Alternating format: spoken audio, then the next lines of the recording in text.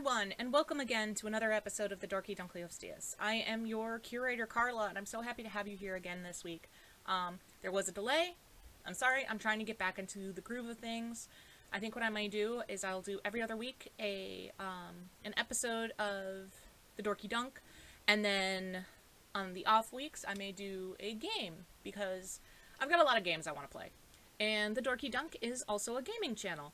So, I'm gonna try that. It's been kind of heck getting everything together, going back to both of my jobs, getting enough time to figure out, okay, I want to do my yoga, I have to do this, I have to do that. So I'm trying to not stress out so much. So here we are. This week's episode, owls everywhere. We've had some really cool discoveries this past couple weeks of two fossilized owls that have been discovered, one in Montana and the other in the Andes in South America. So let's go ahead and take a look at the first one.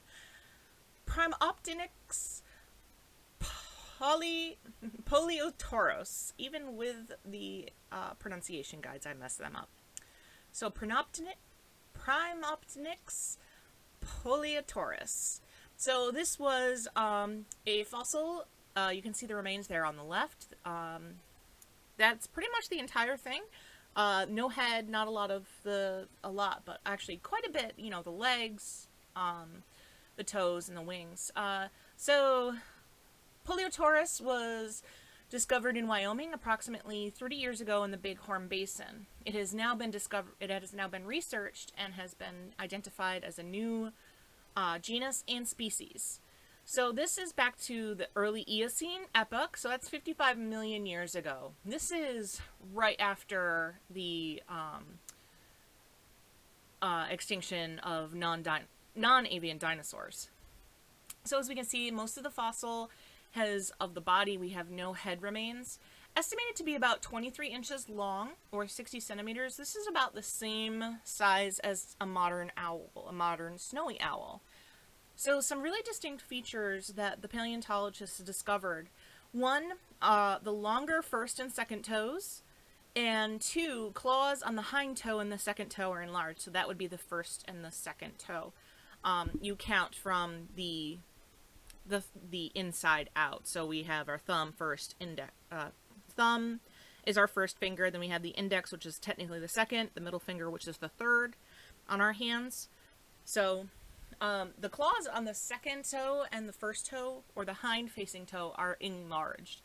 These adaptations are seen today more in raptors than they are in owls. So this gives us a big clue as to how Poliposaurus actually hunted. So here we have a couple pictures of snowy owls. These are the same size, approximately, although they have very vastly different feet. Owls have what are called, I'm completely blanking, zygomorphic. So they have the same as parrots. They'll have two toes in the front, two toes in the back. Owls can actually adjust so that their last digit, their fourth digit, will actually rotate in and out. But a lot of times when you see them perching or walking, they'll have the 3 in front and the 1 behind. So what do the adaptations mean with this new genus and species? So this owl didn't hunt like modern owls do. This is the most likely theory. So modern owls kill with their beak, using their talons to pin prey. They will grip, but their talons generally are very short. They're sharp, but they're short. They don't have the crushing power of modern raptors. Raptors here meaning birds of prey, so it's like eagles, falcons, other hawks, and the like, as opposed to owls. Birds of prey with talons, like Primeoptenyx, prefer to grip and kill their prey with their talons. So you're looking at something like when a hawk dives on a mouse, and it completely just eviscerates it. It just punctures the body and it kills it relatively quickly, instead of relying on the beak. The beak for a for a red-tailed hawk, for instance, is meant to tear apart pieces to then eat. So this means that this owl, this prehistoric owl, most likely hunted larger, like a larger raptor, preferring larger animals as a food item. Owls today will eat their prey whole. They will swallow down an entire mouse. They don't rip it apart. That's because they have very distinct acid in their stomach that will digest pretty much everything, and then they cough up and vomit up owl pellets. Anybody who's been in specific high schools, they'll dissect owl pellets, because you can get owl pellets from zoos and stuff, and they're kind of cool to see, because you'll find an entire skeleton of like a mouse or a shrew. But these animals are generally very small, opposed to a red-tailed hawk, or even an eagle, or the like. They will go after rabbits, larger items that have more meat on them, because they will actually tear them apart and eat them in bits and pieces, and then feed their young like that. So this new owl hunted like a raptor, but it's definitely an owl. So after the extinction of non-avian dinosaurs, the mammal diversity exploded. Avian dinosaurs like raptors and owls, along with other birds, also diversified to fill in niches that were left from other flying reptiles and other avian dinosaurs that didn't make it through the extinction. So when you have more mammals, you have a more diverse bird of prey. Early owls were very diverse and hunted diverse mammals of the early Eocene. But they did not just hunt mammals, though. They would have hunted other things as well. And to be able to hunt a larger variety of things means you're going to be more successful. This comes to our second owl that has been discovered. Asio ecuadoriensis. This is a far more recent owl. This was discovered in the Andes Mountains in a cave with volcanic sediment in South America. This fossil is approximately 40,000 years old, so this is the Pleistocene. This is really the last major area, the last major glacial advancement. The Pleistocene is when we have saber-toothed cats, mammoths, mastodons, and these other mega mammals, giant ground sloths. And apparently we also have mega owls. Not really a mega owl, but pretty big, more than 2.3 feet tall, with a 5-foot wingspan. That is, we're looking at more of a hawk. So this is really cool because where this owl, Asio, was discovered, they found fossilized remains of other animals, other birds as well. When they examined the bird bones, these birds were actually owls. And these owls are genuses that still exist today. So they're like, okay, well, that's kind of weird. Was it all just, were they all hunted? Well, no, because the fossilized remains of the other mammals and other bird bones actually showed damage that they had contact with stomach acid. The Asio did not have this kind of pitting and distinct wear on its bones. So we actually know that this owl ate other owls. So this is evidence of cannibalistic tendencies, and this is the first evidence of it in the fossil record with owls. Now, modern great horned owls will eat other smaller owls. This happens. So this is really cool to know that this niche of owl hunting owls, has been fairly well documented today. And we have evidence of it happening in the past. So this is a niche that has been filled today by great horned owls and other larger owls. And before it was by Asio ecuadoriensis. So where did these giant Ice Age owls go? Avian dinosaur fossils are far less common in the Pleistocene and in the fossil record in general. This is because of a variety of reasons, including environmental factors that prohibit fossilization. Generally, when you have birds today, we see them in forests. We see them in areas that generally do not have good fossilization practices. This means that if they're in forests with a lot of trees, that means it's going to be very active biologically. So the things are going to break down the bones, the feathers and everything. And you're not going to get that fossilization. most of the time when we have fossils of any other thing, we're getting into areas like bloat and floats. We'll have small areas of floodplains, areas where the animals die quickly and are buried quickly. Forests tends not to have that happen. So this makes many prehistoric bird niches unknown, especially in the Pleistocene. The Pleistocene especially is it was a colder climate. The glaciers were advancing, so we had a lot of ice. We had a lot of water flow. We had a lot of areas that just were not going to be fossilizing as well. So also bird bones themselves, just like dinosaur bones, are very lightweight and hollow, making them easier to break down and less likely to fossilize. Now, you also have it 40,000 years ago. That means that there's less time for fossilization to take place.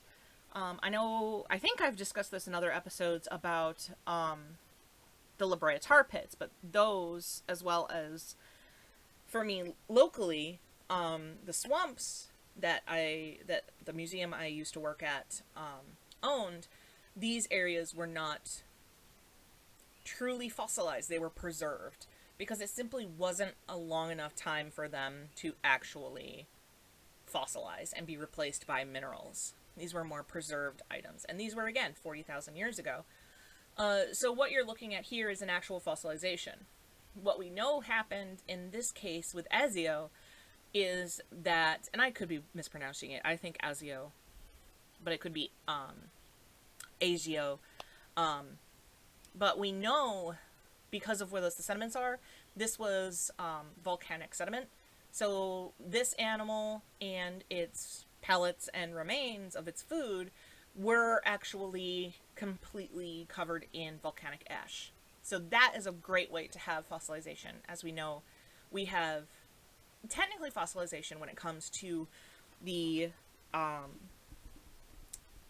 volcanic remains in Italy and on those volcanic islands in the Mediterranean. So large avian species are less adaptable than smaller avian species. So if you look at any kind of backyard bird, you're going to see a bird that's very opportunistic. You know, a finch will very easily go after any kind of fruit or berry or nut or anything. Very opportunistic. They will eat whatever they want to eat. And they'll go after bugs too. When you get to the larger species of birds, say we're looking at the eagles, the larger hawks, these guys are specialized. They're rodent killers, they're fish hunters. So this means that they have specialized to a point that they cannot be as opportunistic as smaller species. This makes them at a greater danger of being affected by climate change and environmental factors that will make life a hell of a lot harder. So climate change at the end of the last major ice advancement put stress on Azio and other large avians. So we have quite a few different birds during the last ice age that also went extinct. Some of them we will never know, but because of the stress and the climate change, so we had rapid warming, we had areas that were being flooded, we had mammals that were going extinct, as well as other birds that were going extinct at this time. So Azio could not compete.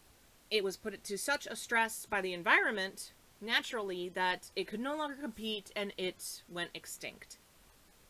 Unable to adapt, large birds of prey went extinct, but their niches, again, were taken over by other birds. This is how it all goes.